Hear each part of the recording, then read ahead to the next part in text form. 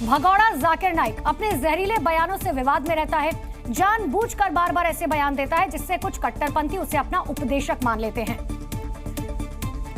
तो उन कट्टरपंथियों को खुश करने के लिए इस बार जाकिर नाइक ने महिलाओं को भी नहीं बख्शा। उसने कहा, महिलाएं सार्वजनिक संपत्ति होती हैं, बिना शादी होने वाली महिलाएं बाजारू औरत की तरह है।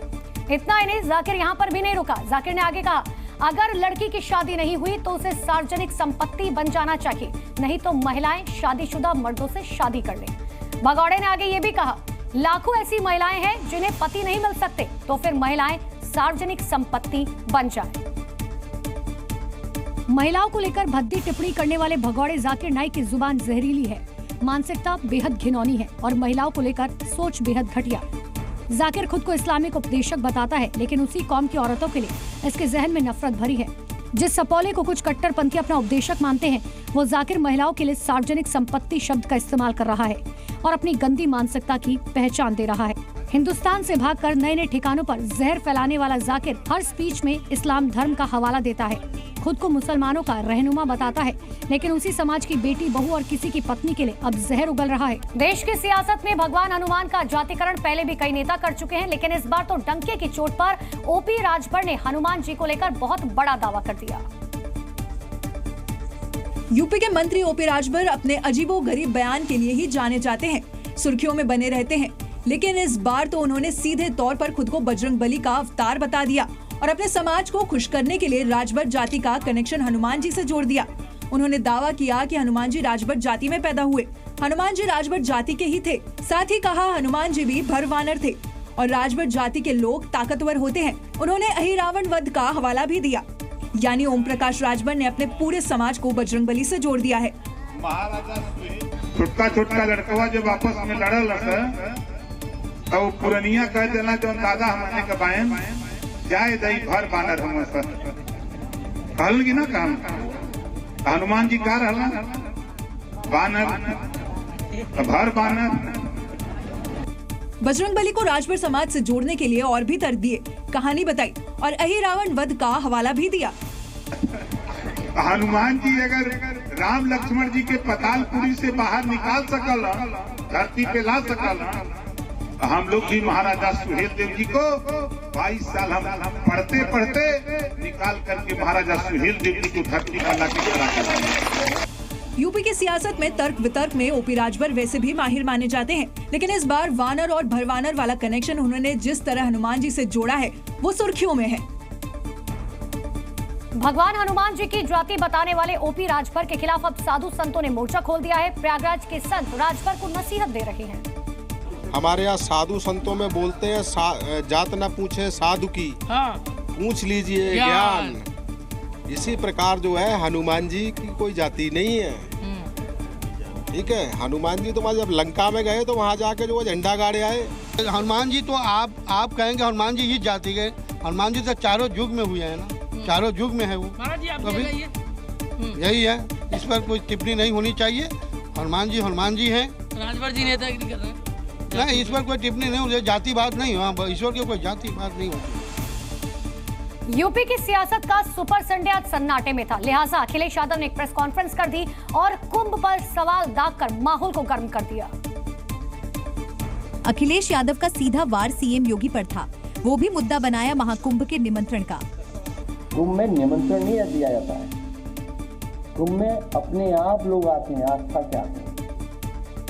हालांकि मैं किसी के बारे में कुछ कहना नहीं चाहता हूँ, जो हम लोगों ने अपने धर्म के बारे में सीखा, समझा और पढ़ा है वो यही है कि ऐसे आयोजनों में लोग स्वयं आते हैं। जो वहाँ करोड़ों लोग आएंगे तो उनको निमंत्रण दिया जाता है, वो अपने आप आते हैं। तो समझ लो ये सरकार अलग तरह की है। जब सियासत में मुद्दों की कमी हो तब ऐसे ही मुद्दों पर महाभारत छेड़ी जाती है। खैर, बीजेपी ने भी अखिलेश पर पलटवार में देर नहीं लगाई। समाजवादी पार्टी के मुखिया से मैं कहना चाहता हूँ, का शासनकाल था, आपको याद आता होगा किस ढंग से बहु बेटियों की इज्जत आबरू लूटी जाती थी। यानी महाकुंभ पर पॉलिटिक्स अब तेज हो चुकी है। तैयारियों पर सरकार के दावे और विपक्ष का तंज, कौन सही कौन गलत, ये महाकुंभ शुरू होते ही पता चल जाएगा। क्या संभल में खुदाई का मुद्दा और शहर शहर शिवलिंग मिलने के मामला एक बार फिर से तूल पकड़ने वाला है? आखिर अखिलेश यादव ने सीएम आवास के नीचे शिवलिंग होने का दावा क्यों किया, देखिए। क्या अखिलेश का शिवलिंग और खुदाई मामले पर ये बयान सिर्फ एक तंज है या फिर वो संभल के मुद्दे को एक नई धार देने की तैयारी कर रहे हैं? ऐसे तमाम सवाल अखिलेश यादव के एक बयान के बाद जिंदा हो उठे हैं। मुख्यमंत्री आवास में भी शिवलिंग है, इसकी भी खुदाई होनी चाहिए। अखिलेश यादव का ये बयान तब आया जब संभल से मेरठ तक और अलीगढ़ से लेकर चंदौसी तक योगी सरकार कहीं बावड़ी खुदवा रही है, कहीं खुदाई में शिवलिंग मिल रहे हैं। तो क्या योगी के इस दांव से अखिलेश बेचैन है या फिर उनका बयान महज एक तंज? जरा ये भी समझते हैं। मुख्यमंत्री आवास में भी शिवलिंग है, इसकी भी खुदाई होनी चाहिए। सच में हमारा मानना, हमारा भरोसा है कि वहां पर एक शिवलिंग है, उसकी खुदाई के लिए हम सब लोगों को तैयारी करनी चाहिए। देखा आपने, इतने सीरियस मुद्दे पर अखिलेश यादव की हंसी बयां कर रही है कि वो यूपी में योगी की रणनीति से भली भांति वाकिफ है, चाहे संभल हो या फिर चंदौसी। अगर मुद्दा आस्था का है और खुदाई के पीछे आस्था ही काफी है, तो सपा चाहती है कि सीएम आवास के नीचे भी शिवलिंग है, उसकी भी खुदाई हो। संभल में सत्यव्रत पुलिस चौकी की नींव पड़ चुकी है। निर्माण कार्य काफी तेजी से चल रहा है और रिकॉर्ड वक्त में इसे पूरा करने का लक्ष्य भी रखा गया है,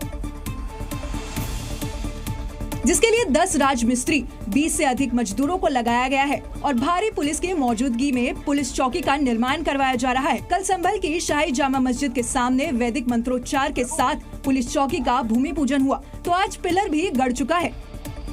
इस चौकी का निर्माण कार्य शीघ्र ही पूरा करा लिया जाएगा, जिससे कि यहाँ पुलिस बल व्यवस्थित रूप से रह सके और अपना कार्य सुचारू रूप से कर सके। पुलिस चौकी को सीसीटीवी लेस किया जाएगा, आसपास के संपूर्ण क्षेत्र को सीसीटीवी से कवर किया जाएगा और कंट्रोल रूम के माध्यम से चारों ओर निगरानी भी रखी जाएगी। सर, किस तरह की सुविधाएं यहाँ पर रहेंगी चौकी पर? संपूर्ण सुविधा रहेंगी पुलिस के रहने की। संभल में सुरक्षा के लिहाज एक तरफ सत्यव्रत पुलिस चौकी का निर्माण हो रहा है, तो दूसरी तरफ ओवैसी इससे खफा हो चुके हैं। उनका विरोध जामा मस्जिद के बाहर पुलिस की तैनाती से है, चप्पे चप्पे में फैली सुरक्षा से है और तर्क स्कूल और अस्पतालों के दिए जा रहे हैं। उन्होंने कहा, संभल की जामा मस्जिद के सामने पुलिस चौकी बनाई जा रही है। मुल्क के किसी भी कोने में चले जाइए, वहाँ की सरकार ना तो स्कूल खुलवाती है ना अस्पताल। अगर कुछ बनाया जाता है तो वो है पुलिस चौकी। ओवैसी के अल्फाज और एक एक शब्द के मायने सीधे तौर पर संभल में चल रही सनातन की खोज और उस पर निगरानी रखने के लिए पुलिस चौकी के निर्माण के लिए है।